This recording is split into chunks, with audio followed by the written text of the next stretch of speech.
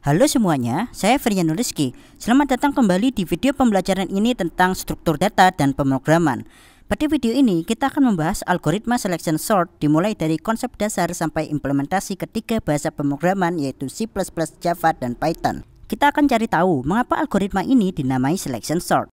Jadi mari kita mulai dari memahami contoh sederhana. Di sini kita punya array dengan elemennya yaitu 2, 8, 1, 6, 7, 4, dan 5. Mari kita asumsikan ini adalah array yang elemennya belum terurut.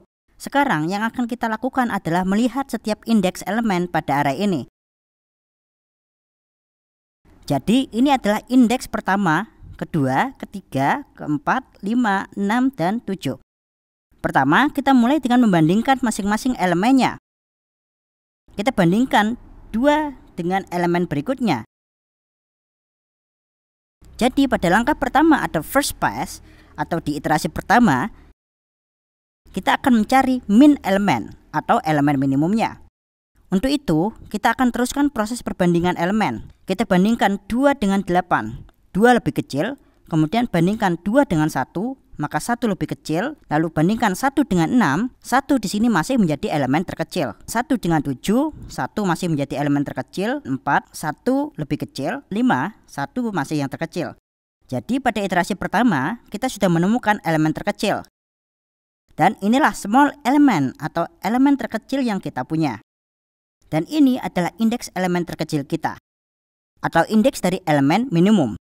Kita namai saja ini sebagai imin, karena menjadi indeks dari elemen terkecil.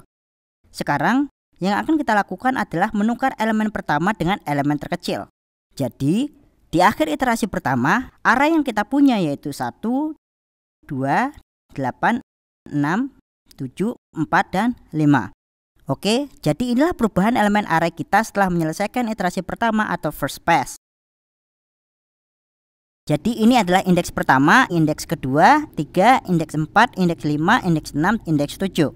Setelah kita temukan elemen terkecil atau elemen minimumnya, maka kita akan menukar elemen pertama array dengan elemen minimum. Jika kita perhatikan elemen array ini sudah terurut ya teman-teman.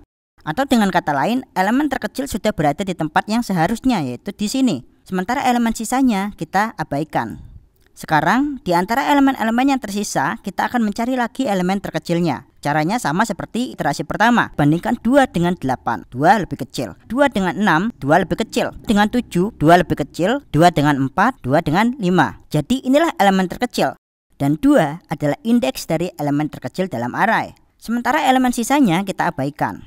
Array dengan elemen 2 sudah berada di posisi yang tepat. Maka array yang kita punya masih sama seperti yang sebelumnya dan belum ada perubahan. Oke, jika kita perhatikan kedua elemen ini sudah berada di tempat yang seharusnya. Ini adalah elemen terkecil dan ini adalah elemen terkecil kedua. Sementara elemen sisanya masih tetap. Jadi mari kita lanjutkan ke iterasi ketiga. Kita ambil elemen ini.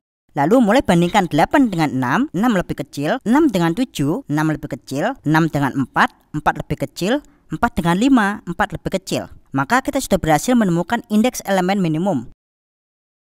Dan urutan indeksnya di sini yaitu 1, 2, 3, 4, 5, 6. Elemen dengan indeks ke-6 kita lakukan swap atau tukar posisinya dengan 8. Perubahan elemen array kita menjadi 1, 2, 4, 6, 7, 8, dan 5.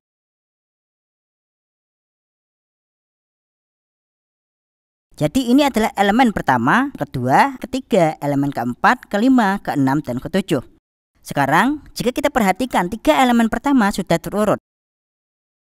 Lalu di iterasi selanjutnya kita cari lagi elemen terkecil keempat. Kita ulangi proses seperti iterasi sebelumnya. Bandingkan 6 dengan 7. 6 lebih kecil dengan 8, 6 lebih kecil dengan 5, 5 lebih kecil. Maka kita akan tukar kedua elemen ini. Sehingga elemen array kita yaitu 1, 2, 4, 5, 7, 8, dan 6. Dan keempat elemen ini sudah terurut. Elemen sisanya belum terurut. Di antara ketiga elemen ini, kita cari elemen terkecilnya, yaitu 6. Tukar 7 dengan 6, sehingga perubahan elemen array kita sekarang yaitu 1, 2, 1, 2, 4, 5, 6, 7, dan 8. Keseluruhan elemen ini sudah terurut, hanya tersisa 2 elemen ini. Tinggal kita bandingkan kedua elemen ini, dan ini adalah elemen terkecil. Sekarang hanya tersisa 1 elemen sebagai elemen terbesar. Sampai pada poin ini kita bisa mengambil kesimpulan mengapa keseluruhan langkah ini disebut selection sort. Karena di setiap langkahnya atau dalam setiap iterasinya, kita pilih elemen terkecil atau elemen minimum yang berada di dalam array sisa atau leftover array atau array yang memiliki elemen yang belum terurut. Karena ketika iterasi pertama selesai diproses, kita pindah ke array sisa, lalu temukan elemen terkecilnya. Dan kemudian kita pilih elemen itu untuk ditempatkan pada posisi yang seharusnya. Itulah mengapa disebut selection sort. Karena di setiap iterasi, kita pilih elemen terkecil dalam array sisa, lalu kita tempatkan di lokasi yang tepat atau sesuai. Semoga teman-teman bisa memahaminya. Nah, demikianlah yang bisa saya sampaikan pada video kali ini.